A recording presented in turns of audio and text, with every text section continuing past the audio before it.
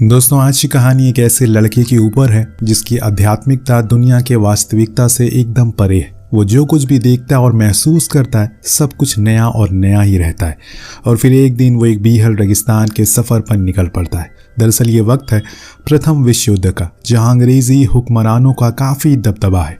इन्हीं के बीच हम ऑटोमन एम्पायर को भी देख पाते हैं, जिसके टूटने पर 9 देश बने थे और उसी में से था एक जॉर्डन, जिसके अंदर रहते हैं हुसैन और उसका छोटा भाई थीब। इनके माता पिता सालों पहले गुजर गए थे और तब से हुसैन ही अपने छोटे भाई का ख्याल रखते हुए आ रहा है। इनका काम होता है जो कोई श्रद्धालु आ रहे हैं उन्हें उनके मंजिल पर पहुंचा देना, जिसके बदले इन्हें कुछ पैसे मिलते हैं और इन्हीं से इनका गुजारा चलता है। एक रात उस छोटे से गाँव में हम एक खेल खेलते हुए देख पाते हैं कि इतने में उनके पास मरीज नाम का शेख आता है, जिसके साथ एक ब्रिटिश ऑफिसर भी था। इसका नाम था एडवर्ब। वो असल में अरब रिवॉल्ट के लीडर से मिलना चाहता है। अगर आसान शब्दों में कहा जाए तो एडवर्ब एक मुसाफिर था, पर जब थीब उसको देखता मंत्रमुग्ध हो जाता है, क्योंकि उसने पहली बार किसी ब्रिटिशर्स को देखा था, किसी वाइट को देखा था। वो देखने में सबसे अलग था, चाहे फिर वो बदन की चमड़ी हो या फिर बोलने का अंदाज, सब कुछ उसके लिए एकदम नया था। उसकी भाषा को बहुत बारीकी से वो समझने की कोशिश करता है, लेकिन समझ नहीं पाता। इसीलिए वो हुसैन से बार बार उसके मायने पूछता है। वो पूरी रात थीब बस उसे ही देखता जा रहा था और फिर अगले दिन उसने उसे पूछ लिया क्या वो कोई राजकुमार है, पर एडवर्ब को उसकी भाषा समझ नहीं आई, इसीलिए उसने कोई जवाब नहीं दिया। लेकिन जब वो थोड़ी दूर पर गया तो उसने उसके सामानों को करीब से देखना शुरू किया, जिसमें एक चौकोर बक्सा था, जिसके छूने पर एडवर्ब ने उसे काफ़ी सुना। यहाँ में एक और चीज़ के बारे में पता चलता है कि असल में हुसैन के पिता इस ट्राइब के मुखिया थे, इसीलिए सभी थीब से काफ़ी लगाव रखते हैं।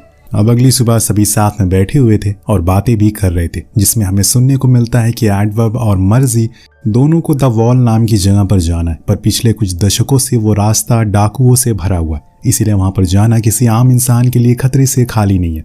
तभी एक शेख ने कहा कि क्या वो रास्ता श्रद्धालुओं के जाने वाले रास्ते पर पड़ता है, तो हुसैन ने कहा कि हाँ, ये वही रास्ता है, पर अब उसको कोई इस्तेमाल नहीं करता क्योंकि सबको डर लगता है। अब कुछ देर सोच विचार करने के बाद सभी का कहना था कि हुसैन को उन दोनों को गाइड करके वहां तक पहुंचाना चाहिए, जिसके बदले में उसे अच्छे पैसे मिलेंगे। उसे रास्ता भी पता है, वो मान जाता है। और इधर थीब पर्दे के पीछे छुपे हुए उन्हें सुन रहा था और देखता है कि वो तीनों ही अपने अपने ऊंट पर बैठकर निकल गए। अब थीब का भी बहुत मन था कि वो भी अपने भाई के साथ वहां जा सके, लेकिन ऐसा मुमकिन नहीं हो पाए क्योंकि सभी ने उसे मना कर दिया। पर वो अपने भाई के बिना इतने दिन अकेले रह नहीं सकता और इसीलिए उसने छुपते हुए अपने गधे को लेकर निकल गया और फिर उसी रास्ते पर घंटों तक चलता रहा जहां पर वो तीनों थे। लेकिन आगे जाकर उसे पता लगा कि वो लोग तो कहीं भी दिखाई नहीं दे रहे, वो कहाँ चले गए। इतने में उसे मालूम पड़ा कि उसका गधा भी अब थक चुका है, अब उसके कदम आगे नहीं बढ़ रहे। तो वो उस पर से उतर गया और उसे खींचने लगा, लेकिन वो तो अपनी जगह से खिसकने का नाम ही नहीं ले रहा था।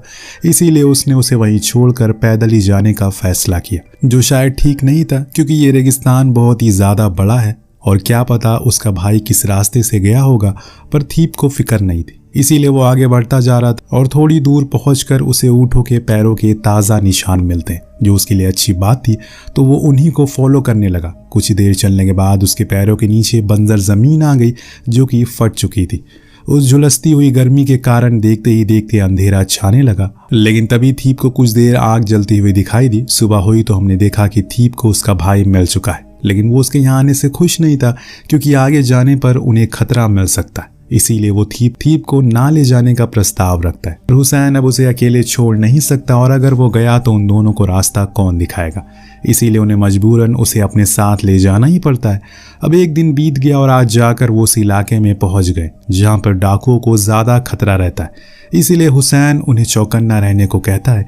एक शाम वो एक जगह पर रुककर कुछ खाते पीते हैं, लेकिन अभी भी थीब एडवर्ब को ही देखे जा रहा था। वो क्या कुछ बोले जा रहा है उसे कुछ भी पल्ले नहीं पड़ रहा है। खैर, ये फिर से अपना सफ़र शुरू करते हैं। तभी भारी दोपहरी में उन्हें कुछ दूरी पर 6 लोग दिखाई पड़ते हैं। शायद वो डाकू होंगे, पर हुसैन बताता है कि वो शायद तीर्थयात्री होंगे। हमें उनसे डरने की ज़रूरत नहीं है, इसीलिए सभी फिर से आगे बढ़ते हैं। चट्टानों के बीच रुककर हुसैन रोटी बनाने लगता है, तो वहीं मर्जी और एडवर्ब मैप को देखकर आगे के रास्ते के बारे में बातें कर रहे होते। पर थीब का ध्यान अभी भी वहीं एडवर्ब पर, उसके बक्से पर था जिसके बारे में वो अपने भाई से पूछता है। तो हुसैन ने बताया कि उसमें वो लोग अपना कीमती सामान रखते हैं, जो सुनकर थीब के अंदर और जागरूकता पैदा हो गई। और वो उसे छूने चला गया। लेकिन जब इसको एडवर्ब ने देखा तो उसने उसे धक्का दे दिया, जो बात हुसैन को अच्छी नहीं लगी और दोनों के बीच बहस होने लगी। लेकिन मर्जी ने बात को सुलझाया और वक्त ना ज़ाया करने को कहा। किसी तरह से सुबह हुई। कुछ मील का सफ़र के बाद ये आखिरकार इतनी मुशक्क़त के बाद उस कुएं तक पहुंच जाते हैं जहां पर मर्जी को अपने साथ ही मिलने वाले थे। लेकिन उससे पहले एडवर्ब वहां के कुएं से पानी निकाल कर पीने लगा, पर उसने देखा कि पानी तो पूरा लाल हो रखा है।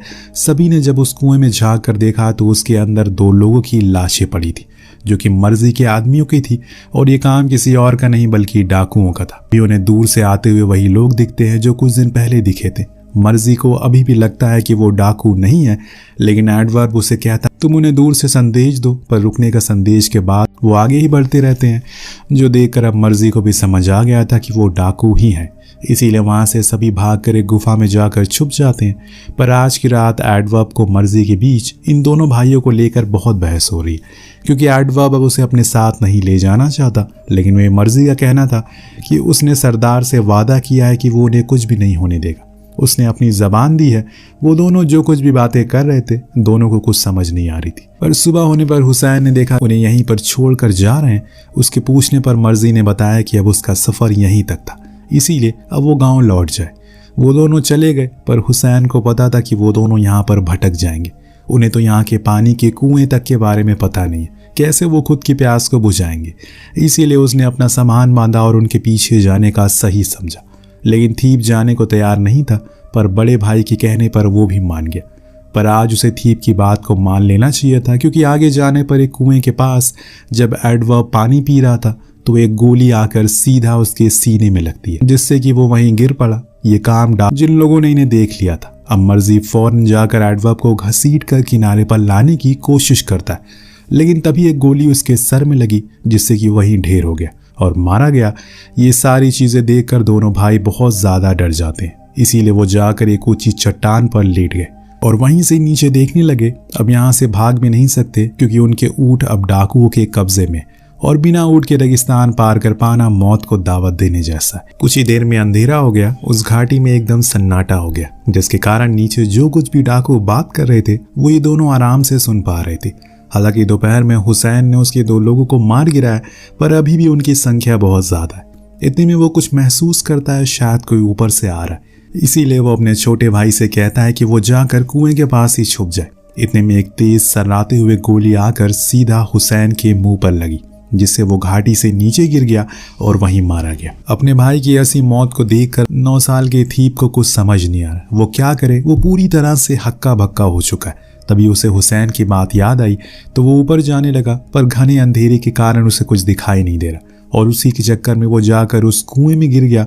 बड़ी देर बाद उन डाकुओं ने उन्हें देख लिया और अंदर ही गोलियां चलाने लगे, लेकिन एक पत्थर के सहारे से थीप ने खुद को ढका रखा, इसीलिए उसे एक भी गोली नहीं लगी। लेकिन उन डाकुओं ने जाते जाते उस रस्सी को काट दिया, जिससे वो ऊपर ना आ पाए। उस टाइम तो थीप को सुकून मिला कि कम से कम उसकी जान तो बच गई। पर जब सुबह उसकी आंख खुली, उजाले में उसे कुएं की गहराई का अंदाजा हुआ। उसे समझ आ गया कि असल में वो उसे बिना मारे ही क्यों चले गए, क्योंकि यहाँ जो कोई भी गिर गया उसने फिर कभी खुले आसमान को महसूस नहीं किया। लेकिन थीप कोशिश करना नहीं छोड़ता। उसका बचपन इन्हीं पहाड़ों के बीच से गुजरा, इसीलिए उसे चढ़ाई की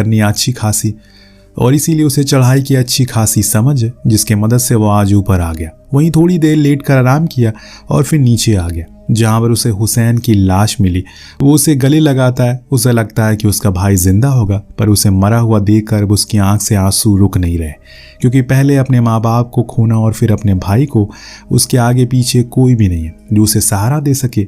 वहीं हुसैन के शव के पास ही वो लेटा रहता है और फिर उसी देर रात उसे दफन कर देता है। पर उसका मन यहाँ से अब जाने का नहीं है, क्योंकि वो अपने भाई से दूर नहीं होना चाहता, और इसीलिए उसने और ऊपर जाने का सोचा। वहां पहुंच भी गया। अब उसे प्यास भी जोरों की लगी है, पानी भी उसकी आंखों के सामने है, लेकिन उन डाकुओं ने उस रस्सी को ही काट दिया, जिसके कारण वो पानी भर नहीं पाएगा। अब रात होने को आ गई है, इसीलिए अब उसे चारों ओर अजीब अजीब सी आवाजें सुनाई दे रही है, जो शायद यहाँ के जानवरों की हो सकती है, जिसे उसे डर लगने लगता है। लेकिन वो फिर भी अपने दिल को मोटा करता और वहीं सो जाता है। जब सुबह हुई तो उसे दूर से एक शख्स ऊंट पर आते हुए दिखाई दिया। थीप डर गया कि कहीं वो उसे मारने तो नहीं आ रहा है, लेकिन वो शख्स तो बेहोश था, और इसीलिए उसने उसे ऊंट से उतारा और फौरन उसके बैग में रखे पानी को पीकर खुद की प्यास बुझाई। दिनू से अब यहाँ से बाहर निकलने का फैसला किया क्योंकि अभी भी वो बेहोश ही था। यही सही मौका है, लेकिन थीप को ऊंट की सवारी करने नहीं आती, इसीलिए उसके लिए करना बहुत मुश्किल था। तो उसने अब उस शख्स के बैग को खंगालने लगा जिसमें उसे वही एडवर्ब का बक्सा मिला, पर वो बंद था। उसने वहां आग जलाई और वहीं सो गया। जब सुबह दोबारा उसकी आंख खुली तो उसने देखा कि वो आदमी उसे पानी की गुहार लगा रहा है। वो उसके पास पानी लेकर गया और साथ में बंदूक भी, क्योंकि उसे डर था कि कहीं वो उसे मार ना दे।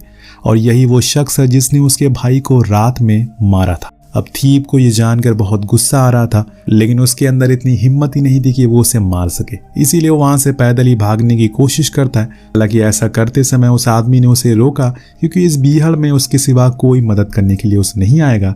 आखिर कहाँ तक वो भाग कर जा पाएगा? चारों ओर मीलों तक उसे सिर्फ रेत ही मिलेगी।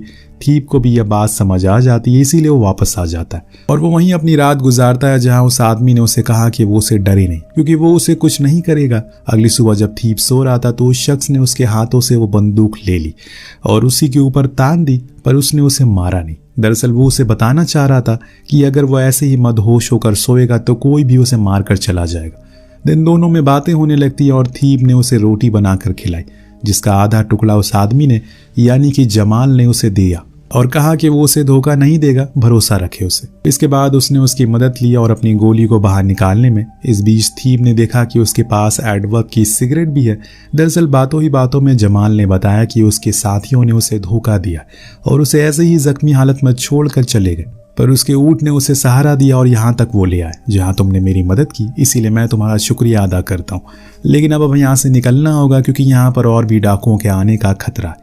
थीप को अब अपने भाई को अकेला ही छोड़ना होगा, इसीलिए वो उसे आखिरी अलविदा कहता है और फिर वहाँ से निकल पड़ता है। दोनों कई दिन तक चलते रहते हैं क्योंकि अभी इनका सफ़र बहुत ही लंबा है। फिर एक दिन जमाल ने थीप को वहाँ अंग्रेज़ों द्वारा बिछाई गई रेलवे ट्रैक दिखाई और कहा कि यही हमारी बर्बादी का कारण है। इसकी वजह से हम लोग आज डाकू बन गए, क्योंकि जो श्रद्धालु पहले कई महीनों में सफ़र किया करते थे ऊँट से, वो अब इस ट्रेन को पकड़कर सिर्फ एक ही हफ्ते में पहुँच जाते और इसमें अंग्रेज़ों का बहुत फ़ायदा होता है। वो ज़्यादा पैसे वसूलते।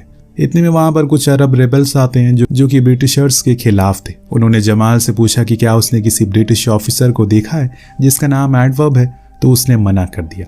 दरअसल इन रेबल्स ने एडवर्ब के साथ मिलकर एक रेलवे स्टेशन को उड़ाने का प्लान बनाया था, पर एडवर्ब तो अब मारा जा चुका है।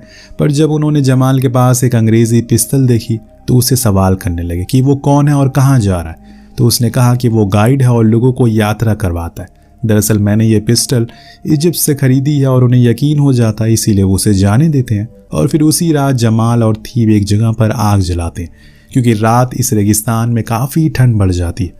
इस बीच जमाल ने उसे काफ़ी किस्से सुनाए कि कैसे अंग्रेज़ यहाँ पर आए और इस समय पर उनका हिंदुस्तान से होते हुए पाकिस्तान से लेकर पूरे अरब पर कब्जा है। उन्होंने बड़ी से बड़ी रियासतों को ख़त्म कर दिया, अब सभी उनके गुलाम हैं। थीप को इस बारे में कुछ पता नहीं था, पर अब जब उसने ये सब सुना तो उसे समझ आ गया कि आखिर ब्रिटिशर्स कौन होते हैं। अगली सुबह वो लोग उसी रेलवे ट्रैक को फॉलो करते हुए आगे बढ़ रहे थे, जिसके किनारे उन्हें न जाने कितनी रेबल्स की लाशें मिलती हैं।